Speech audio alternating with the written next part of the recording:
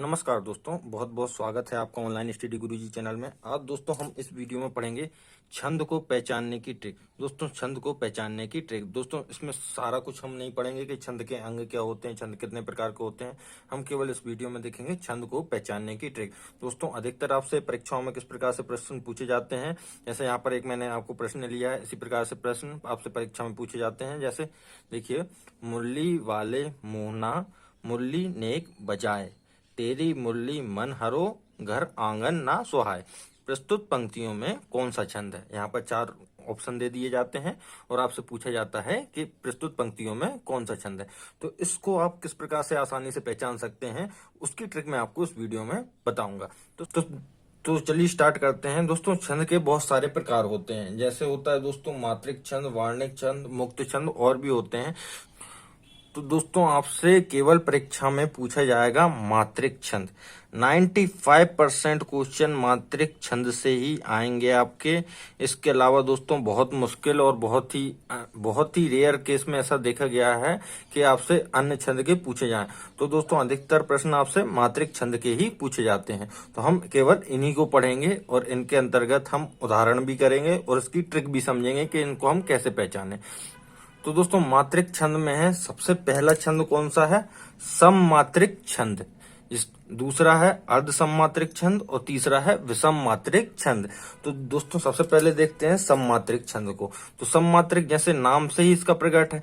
इसमें क्या होता है, सममात्रिक छंद में जितने भी छंद होते हैं सब में 4 चरण होते हैं और चारों चरण में समान मात्राएं होती हैं। इसमें पहला है चौपाई। चौपाई में 4 चरण होंगे, 16 मात्राएं होती हैं। दूसरा है रोला। रोला में भी 4 चरण होते हैं, 24 मात्राएं होती हैं।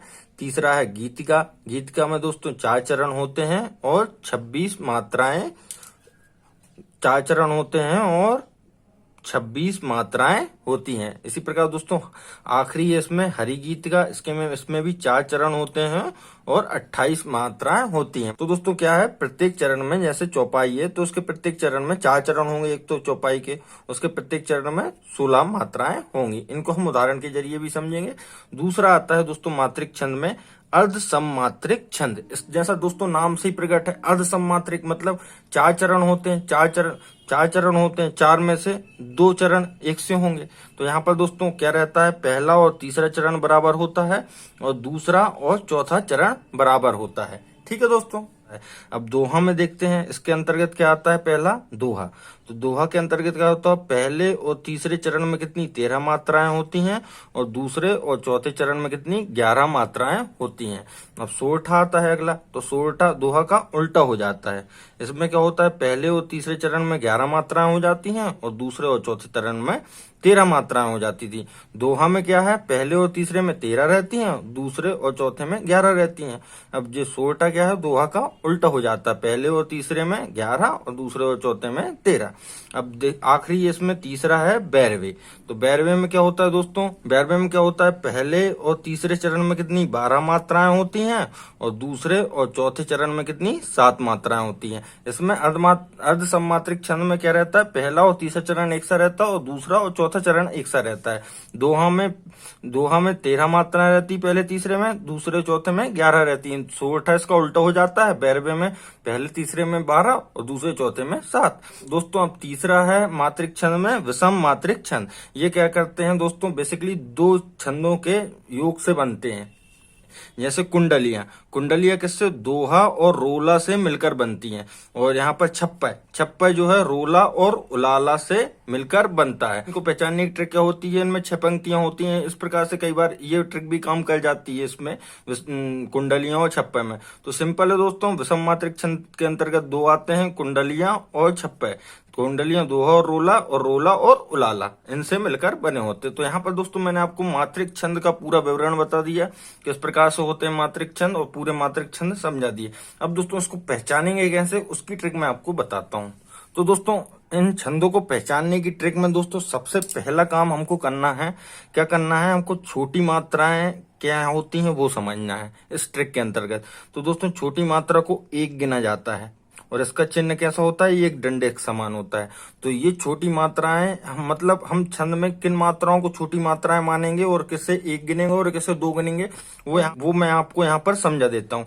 जैसे आ है, आ है या कोई भी खाली शब्द है, का, खा, का, खा, घा, इस प्रकार से कोई भी खाली शब्द है ज्ञा तक, तो वहां पर दोस्तों उस शब्द को एक गिना जाएगा, उसका चिन्ह ये है और उसको एक गिना जाएगा। इसी प्रकार अगर दोस्तों छोटी ई है या किसी भी व्यंजन में छोटी की मात्रा लगी है, का, खा, गा, घा, कोई भी व्यंजन हो सकते हैं, उनमें अगर छोटी ई की मात्रा लगी है तो उसे एक गिना जाएगा। इसी प्रकार छोटा ऊ है या किसी में छोटा ऊ की मात्रा लगी है तो उसे भी हम एक गिनेंगे। और दोस्तों सबसे इंपॉर्टेंट है, यही आदमी भूलता है, ऊपर अगर किसी व्यंजन के चंद्र बिंदु लगी है तो उसे हम एक गिनेंगे, कई बार इसको दो गिनते हैं। सबसे इंपॉर्टेंट है, इसको याद कर लीजिएगा, ठीक है। और उसके बाद रा ऋषि का है, अगर रा ऋषि का मिल जाए या रा ऋषि की राखी रेप मिल जाए ये नीचे, तो वहां भी हम एक गिनेंगे। केवल आप इन 5 को याद कर लीजिए, बाकी जो जितनी भी मात्रा जितने भी होती हैं वो 2 गिनी जाती हैं, ठीक है। आप इनको याद कर लीजिए, इनको एक गिना जाता है, बाकी इस प्रकार से अगर आपको मिले तो इनको एक गिनेंगे, और इसके अलावा जो भी होंगी वो 2 गिनी जाएंगी, ठीक है। इनको हम गिनेंगे एक, ठीक है। किसी भी छंद में हम इनको एक गिनेंगे। दोस्तों एक बार मैं आपको यहाँ पर बड़ी मात्राएं और बता देता हूँ, जिससे आपका पूरा किसी भी प्रकार से कोई भी कंफ्यूजन ना हो। बड़ी मात्राएं उनको हम 2 गिनते हैं, उनका चिन्ह इस प्रकार से होता है, ये 5 जैसा कुछ, ठीक है। तो बड़ी मात्राएं कौन सी होती हैं? बड़ा आ, बड़ी ई, ऊ, ए, ओ, अम और आहा। इसी प्रकार अगर किसी व्यंजन में बड़ा आ की मात्रा लगी है, बड़ी ई की मात्रा लगी, बड़े ऊ की मात्रा लगी है, ए की मात्रा लगी, ए की मात्रा लगी, ओ की मात्रा लगी है, इनको दोस्तों यहाँ पर हम मोटे तौर पर देख लेते हैं। ओ है, किसी व्यंजन में ओ की मात्रा लगी है, अम की मात्रा है या आ की मात्रा है, तो उनको 2 गिना जाता है। इनको आप दोस्तों स्क्रीनशॉट लेके डिटेल में भी पढ़ सकते हैं, और इनको भी दोस्तों अगर आप उनके साथ साथ इनको भी याद करेंगे तो बहुत अच्छी बात होगी, आप बहुत ही आसानी से छंद को पहचान पाएंगे। अब दोस्तों मैं आपको छंद को पहचानने की ट्रिक बताता हूँ, किस प्रकार से आपको पहचानना है, वो भी उदाहरण के जरिए, ठीक है दोस्तों। यहाँ पर दोस्तों उदाहरण है, श्री गुरु चरण सरोज निज मन मुकरी सुधार, वर्णव रघुवर विमल जसु जो दायक फल 4। अब इसमें दोस्तों ये यहाँ तक पहला जो कॉमा लगा है ये 1 चरण कहलाएगा। इसी प्रकार से यहाँ से ये यहाँ तक 2 चरण, ये वर्णव से जस तक यहाँ पर ये कॉमा लगा है, ये 3 चरण और ये 4था चरण। तो अब हम इसमें मात्राओं को काउंट करते हैं। यहाँ पर श्री में कितनी बड़ी की मात्रा लगी, तो यहाँ पर बड़ी की मात्रा के लिए हम क्या है, यहाँ पर देख लीजिए ऊपर, बड़ी की मात्रा के लिए हम 2 काउंट करेंगे। उसी प्रकार गुरु में गा में छोटा ऊ की मात्रा लगी है तो 1 काउंट करेंगे। रा में भी छोटा ऊ की मात्रा लगी तो 1 काउंट करेंगे। यहाँ पर जो चारों व्यंजन अकेले हैं उनमें कोई मात्रा नहीं लगी, उनको 1-1 काउंट करेंगे। खाली है तो यहाँ पर सा खाली है तो 1 काउंट करेंगे। रा में ओ की मात्रा है तो वहां पर 2 काउंट करेंगे, और जा खाली है तो 1 काउंट करेंगे। रा खाली है और जा खाली है तो यहाँ पर 1-1 काउंट करेंगे। बहुत आसान है दोस्तों काउंटिंग करना, कोई दिक्कत नहीं है, आप आसानी से कर सकते हैं। अब हम इनको जोड़ के देखते हैं कितने होते हैं यहाँ पर, ठीक है। तो 2, 2, 3, 4, 5, 6, 7, 8, 8 और 2 10, 11, 12, 13, यानी पहले चरण में कितनी है? 13 मात्राएं हैं। अब दोस्तों हमको यहाँ पर ध्यान रखना है कि दोहा जो होता है उसके पहले चरण में 13 मात्राएं होती हैं, दूसरे में 11, तीसरे में 13 और चौथे में 11। तो आपको केवल यहीं से डायरेक्ट बता देना है कि ये दोहा है, मतलब दोहा के जो पहले चरण में है 13 मात्राएं होती हैं, तो ये सिंपल आप यहाँ से बता देंगे कि ये दोहा है। तो 13 किसके पहले चरण में किसके मात्राएं होती हैं, मैंने आपको पहले भी बताया, आप उसका स्क्रीनशॉट लेके भी पढ़ सकते हैं कि जो दोहा होता है उसके पहले चरण में 13 मात्राएं होती हैं। आपको आगे ये गिनने की जरूरत भी नहीं पड़ेगी। अब इसी प्रकार दोस्तों दूसरा देखते हैं उदाहरण।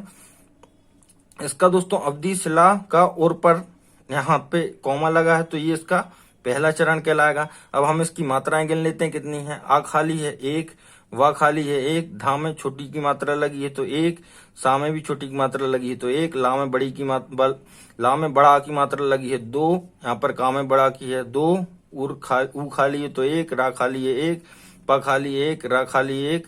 तो यहाँ पर अब हम इनको गिनते हैं, यहाँ तक हो गई, ये 1 चरण कहलाता है। जहां तक कॉमा लगा है वो 1 चरण, हमको केवल 1 ही चरण काउंट करना रहता है, उससे हमको अनुमान हो जाता है कि यहाँ पर कौन सा छंद है, और लगभग 90% दोस्तों पता ही चल जाता है कौन सा छंद है।